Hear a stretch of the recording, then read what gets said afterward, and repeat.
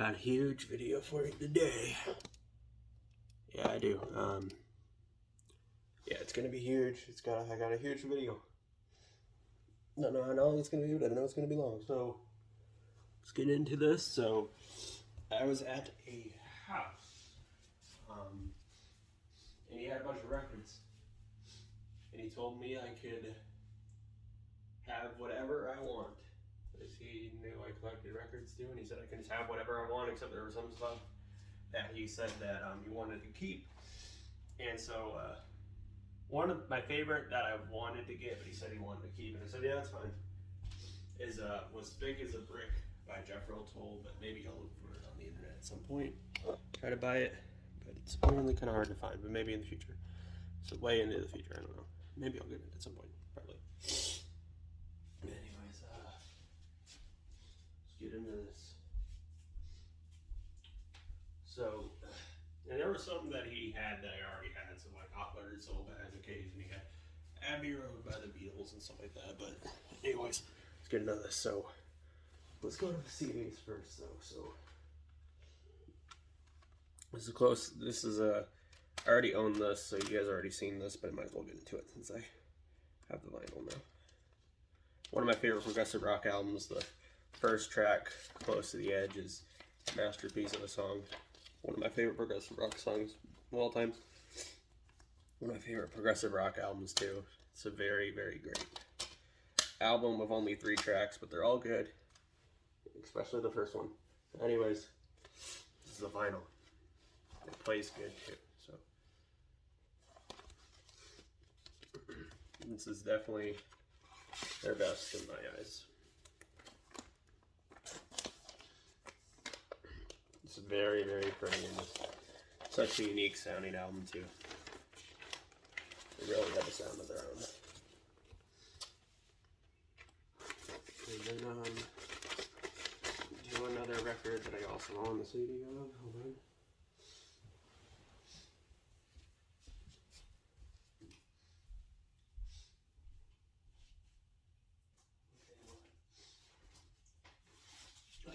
Alright, so this one, Sergeant Pepper's Lonely Hearts Club Band. Alright. Yeah, they had this. It's a good album. Probably my, maybe my, I think, probably my 4th favorite Beatles album after, Abbey Road's my number 1. Then probably the White Album. Then probably Revolver, and then probably this. This album's still pretty good. I do think it's one of their more overrated releases, though, but it does have some really good songs on it still. Fortunately, this one has a few scratches on it, though. But it is what it is, I suppose. Maybe I'll buy a different one in the future, but yeah, well, I'm probably not going to play it super often, though. I'll probably play stuff like the White Album and Abbey Road and Revolver a lot more than this, though. But it's still cool, I got it. It's a really cool cover art, too. And this is the CD. I should have done the CD first. This is the CD I have, so.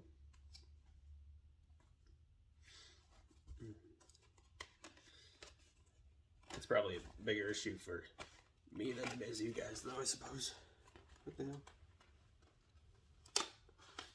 Oh. This is a CD.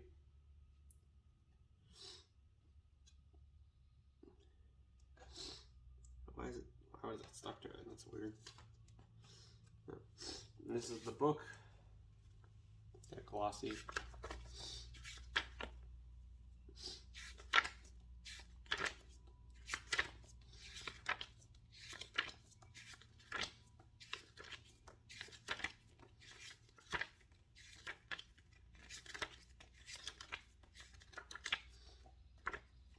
And this is just a little pad thing.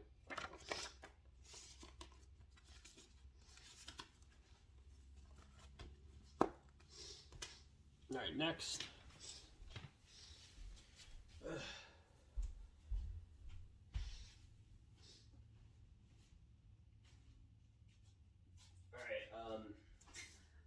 So Magical Mystery Tour by the Beatles, which is probably my 5th favorite. It came out the same year as Sgt. Pepper's Lonely Hearts Club Band. It's really good. It's actually probably one of their most experimental releases, and the first 5 tracks are soundtrack to a television show, and the rest are other songs, and I think the other songs are better. And it comes with a booklet, but unfortunately, it seems he took the staples out of it, so it's no longer a booklet.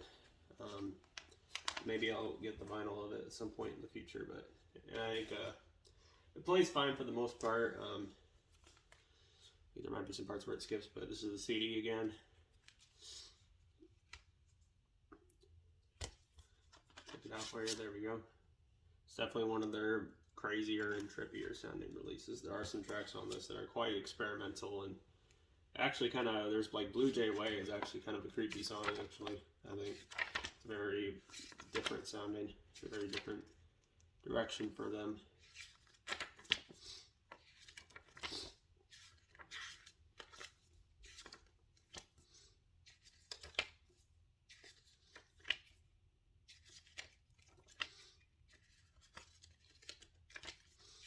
This must be I'm assuming this is what the booklet would contain. I would assume, at least. I don't know. Probably. Maybe. I assume so. I don't know. This is the ad again.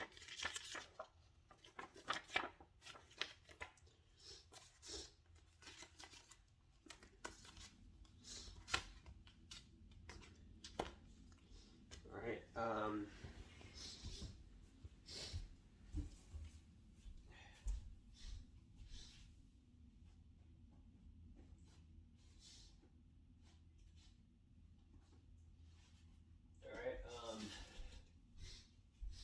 now, Let It Be Bleed, the Rolling Stones. This is probably my 3rd favorite release they did. My favorite's probably Exile on Main Street, and then probably Sticky Fingers, and then probably this one.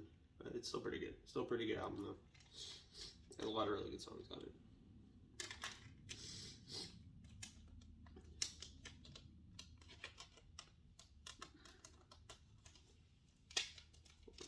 I'm gonna do the CD first. The CD was originally given to me as a Christmas gift.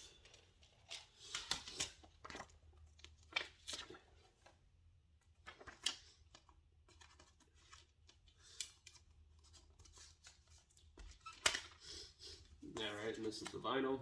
And it has a lot of country rock stuff on it. And blues rock and stuff like that, but it's a very kind of influenced by American music, it seems like.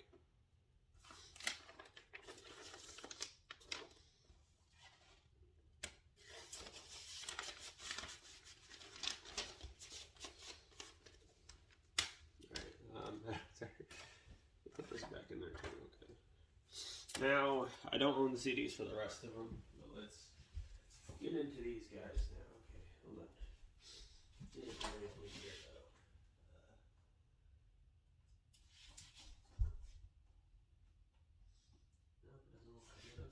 though.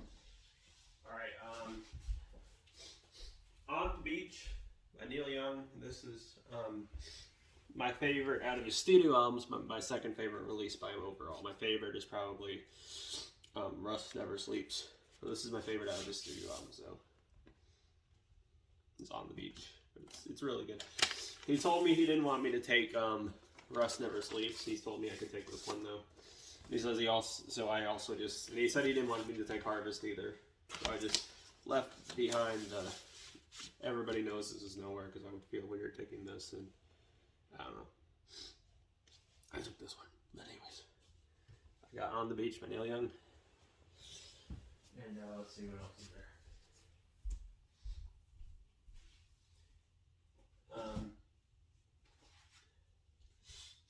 Live at Leeds by The Who. And this is my favorite release by them overall. My favorite out of their studio albums is Quadrophenia, which I took.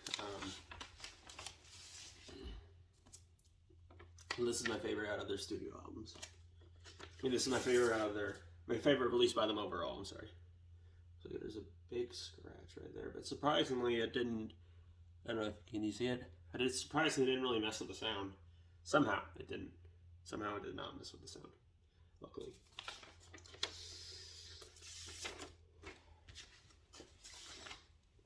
I don't know if it's supposed to originally come with something or something like that, but this is a really good live album.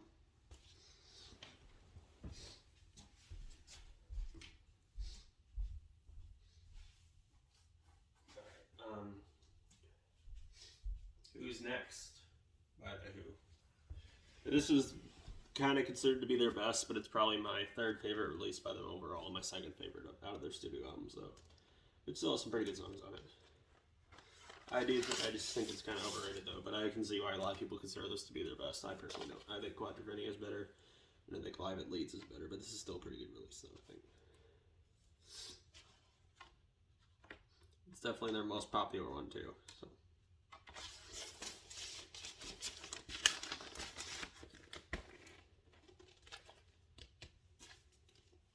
It has some electronic music with a synthesizer being pretty prominent to use, which I think is cool. Alright, anyways, this one is Quadrophenia. This is my favorite out of their studio albums and my second favorite release by them overall. It's a concept album too, a rock opera. And the last song, Love Reign Over Me, a really great song. This is the book.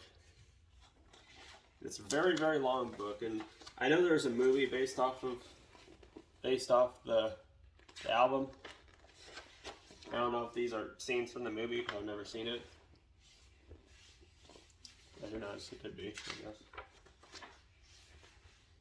It could, yeah.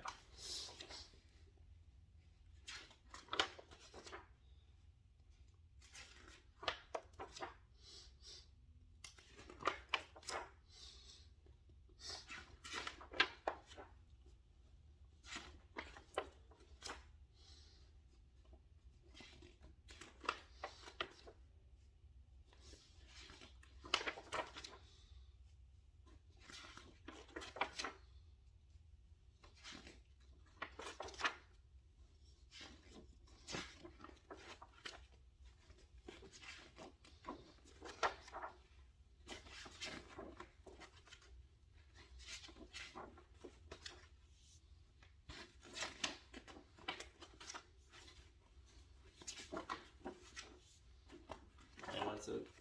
Pretty cool. Really interesting packaging for this one. It has an interesting feel. It kind of almost feels like it's has dust on it or something. I don't know. But, this one's Yes, the Yes album. This is probably my third favorite release by them. My favorite is Close to the Edge, and my second favorite is probably Fragile, which came out after Close to the Edge, but this one's pretty good too. This was probably my third favorite thing they did. Still pretty good. And like, it's the record.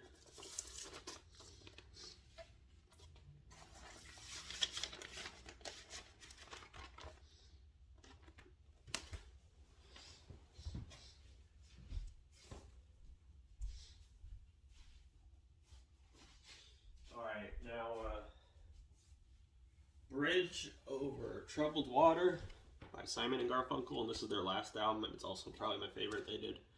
It's why they regard as their best as well. And the first track, the title track, Bridge Over Troubled Water, is absolutely beautiful, and then the song The Boxer is very, very good too. And this is the record. I know they didn't get along, but they worked really, did some great music together.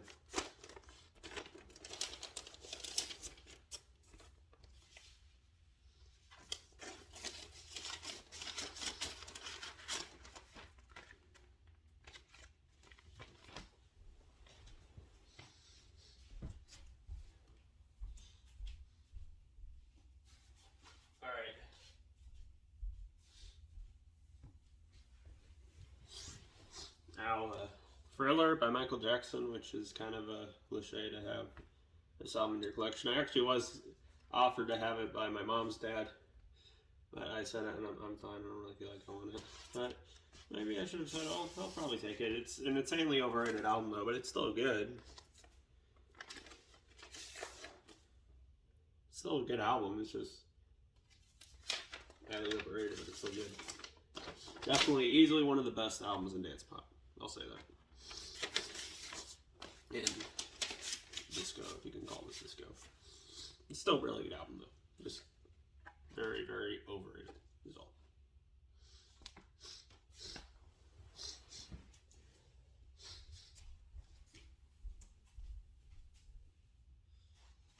And, alright. Are You Experienced by the Jimi Hendrix Experience, which is my second favorite release by them. My favorite's Electric Ladyland.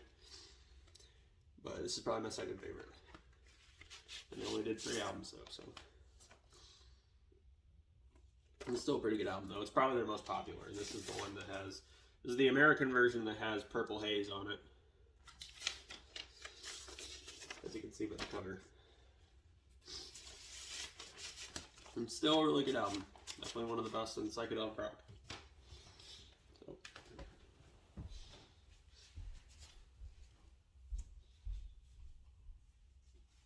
Alright. Hot Rats by Frank Zappa, which is my favorite Frank Zappa album. Probably my second favorite that I was able to take. Yeah, it's a little picture of Captain Beefheart on it too. This is like in a jazz direction, and also has elements of progressive rock and jazz fusion and jazz rock and all that stuff. And it's still a really good album. It's mostly instrumental though, but it's still very good. Easily my favorite he did.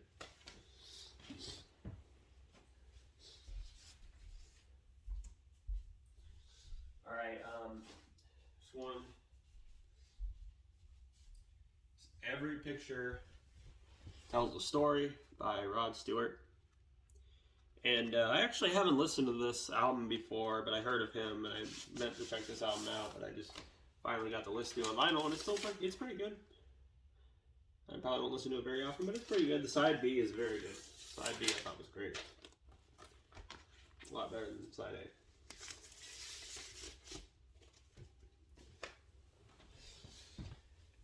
Alright, I'll have to cover up something on this next cover.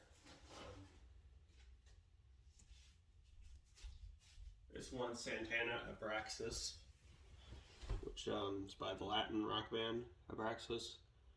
And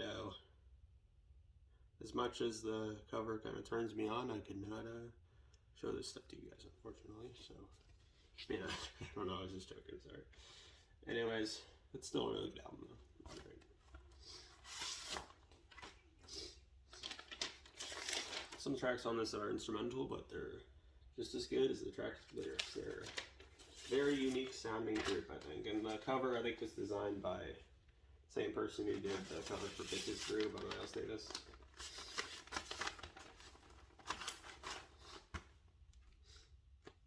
But yeah.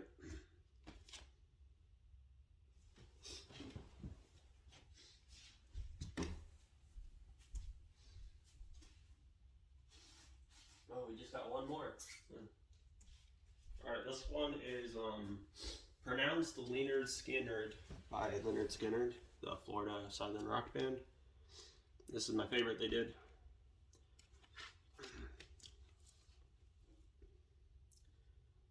And this is the one that has Freebird on it. It's the first album. It's pretty good. Probably not one I'll listen to a lot, but still a good album though. And I'm not insanely big on Lynyrd Skynyrd, but I do think this album's pretty good.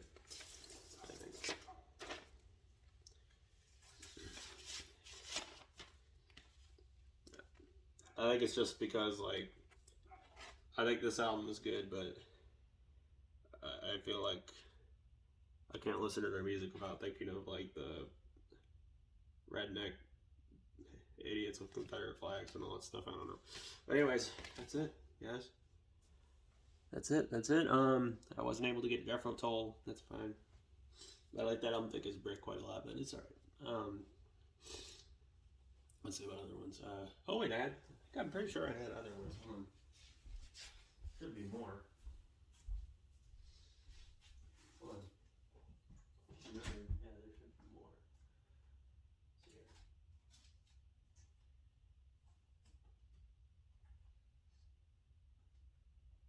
Maybe I put them in the...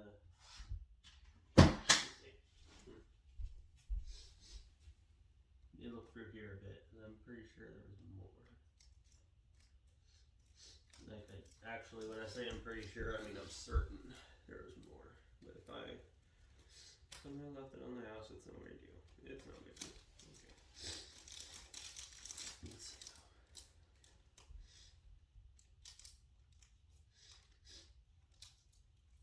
Because one of them was Santana's first album, which I haven't listened to until now. I still thought it was pretty decent. It's the one with the lion on the cover. I think it's supposed to be like some sort of mirage. You know what I'm talking about? Yeah. Alright, let's see. Alright, hold on. Okay, where are you? Alright, where are you?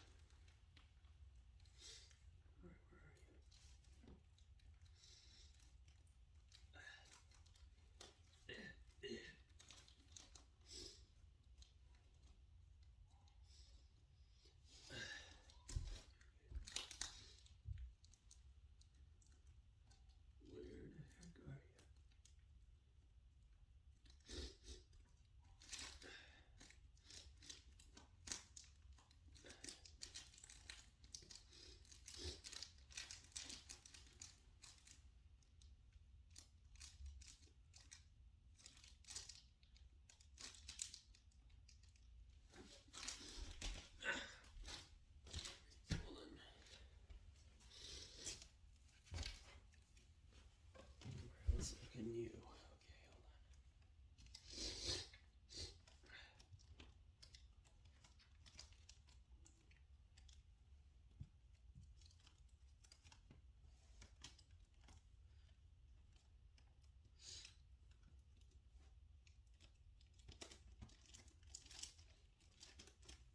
Okay, hold on.